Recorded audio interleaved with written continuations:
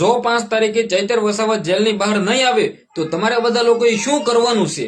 ખાસ કરીને તમને બધા લોકોને હું કહી દઉં ભાઈઓ, 5 તારીખના રોજ ચૈતર વસાવાની જામીન અરજીની સુનાવણી છે.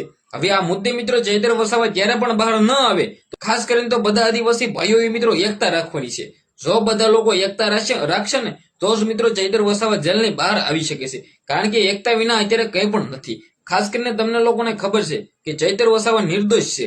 નિર્દોષ છે એનું ખાસ કારણ તો સીસીટીવી કેમેરા જાહેર કરવામાં નથી આવ્યા. હવે તમને લોકોને ખબર છે કે ચૈતર વસાવા જેલમાં ગયા છે એનું ખાસ કારણ તો એ આપ્યું છે કે ગ્લાસ ફેંક્યો છે.